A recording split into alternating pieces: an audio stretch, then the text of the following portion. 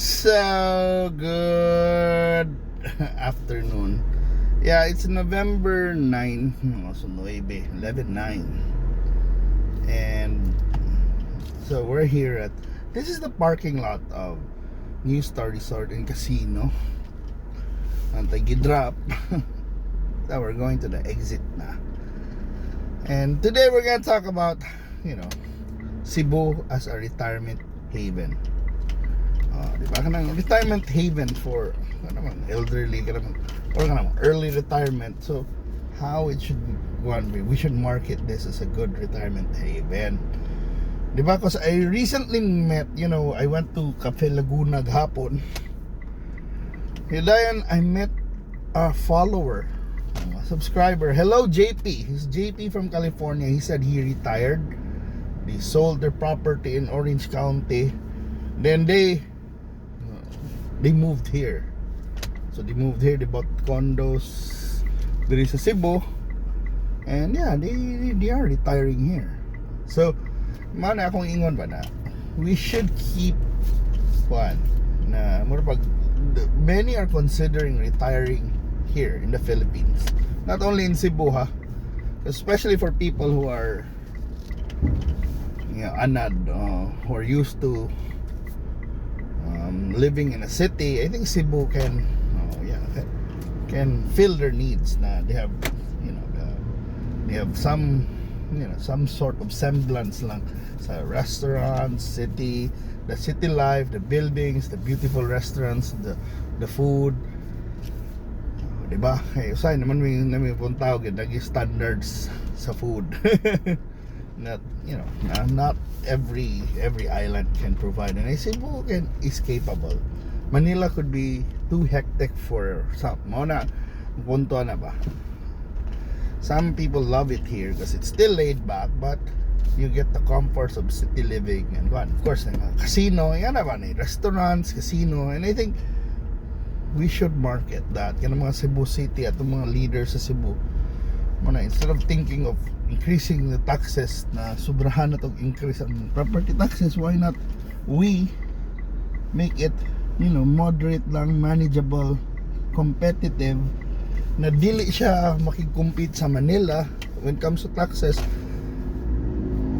na dapat it should be cheaper, and then people buy, people live here, and then when focus on services, diba? For example, retirement haven man ta, so diba, we should strengthen the medical industry, but of course in case of emergency na mga kuan, of course mga entertainment na to para ng casino, ng things na malingaw ang mga tao. What do they want when they retire, diba? Naghan maghimog property developments na when it comes to retirement, na di feel na ang retiree di arasad sa within the property, but we have a lot of 70 years old, 80 years old people who are still active. Who doesn't want to be who wouldn't be confined lang into a limited space. Paghan gyapon sila musuroy munta na og sini kanang ba, diba, na we can do that. Na the Philippines as a retirement haven is a good proposition moingon yo ko, diba? Kay for example ang retiree na let's say bisan pag may $2,000 a month lang iyang madawat, you can live like a king here in the Philippines. Imagine 110,000 imong diba, for one person 110,000, and you're like 70. I don't think you have enough needs na or loho that you can burn that 110,000 in just 1 week or even 1 month, diba? Di na naman mahurot. I mean, $2,000 is not too much in the States, but if you live in the Philippines, you can practically like eat in a restaurant every day, every meal if you want, diba? You can join a gym. Yes, it's more than enough even. Depende lang sa na sa ibang kuan mga kuan, but yeah, it's more than enough. Even if for someone who just not gonna buy, sila probably kwartahan, didn't buy anything. Mo rent na sila, studio na dili layo ka na in a good spot, or even gali sa kuhan sa ng 25,000 in an IT park studio, or na kay 75,000 or 80,000 for your food and others. That's more than enough. You can have fun, diba? Kung mga biyudo na sila or biyuda, they can have boyfriends and girlfriends. Pero no, what I'm saying is, yes, let's not go and make our city expensive, because if we make it expensive, if mahal ang mga food, there is a certain sector also that's gonna be affected. There are people living here for retirement. Diba? Na di na limited na ilang income, di ba, na kumutaas ang mga rent, di ba, it will affect things. But it's nice to know that there are people who are really retiring here in Cebu. Well done. I mean, I hope you can really enjoy your stay here. And yeah, if ever you have anything to say, you want to say and how we can improve Cebu as a a retirement city or island, I mean, feel free to say so, di ba? Para nako lagi, it's worth it. I mean, yeah, because people living in a $2,500 budget or $3,000 budget for two, it's more than enough here. I mean, malagi na ako ingon na you have to if you want, diba? You can really do it. And it's nice to know na people are actually doing it. Pero ningon ko property, I also realized that property prices are now starting to get crazy in Cebu. But para nako, it was well deserved, sad, because there are really properties that's been a big hit. Let's say, for example, IT Park is well managed, well developed, and everything's there. So I'm not surprised why the condo prices from pre-selling has more than tripled, diba? The rental rates has increased. That delivered its promise, So there are places. So when you are trying to invest also, just check it out. Check out the track record, check out the plans of the developer. For example, in Mandawi, I just got an update yesterday. Mandani Bay is wow.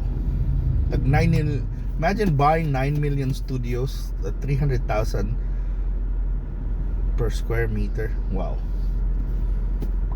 Imagine that price 5 years ago at only around 98 or let's say 100,000 per square meter. Now it's tripled, and people are still buying. So bro, I'm bullish on that Mandani Bay, but they have to pull it off. Sometimes on Hong Kong land, yes, they're quite, they're a real well-known developer in Hong Kong. But I think, yeah, it matters. The track record of your developer also is important. But there are also upstarts that's really also giving a good kind of value for money, because not everyone can afford, let's say, high-end properties. So another high-end developer is this Robinson's Land Corporation. Positioning also in the more in a way more on upscale, and I'm surprised that Mandawi is getting a lot of love from developers. And really, I'm looking forward to the transformation of Mandawi. I mean, I talked about Mandawi as a condo city, itong sa AS42 na area, but there's an area, their Baywalk area, or their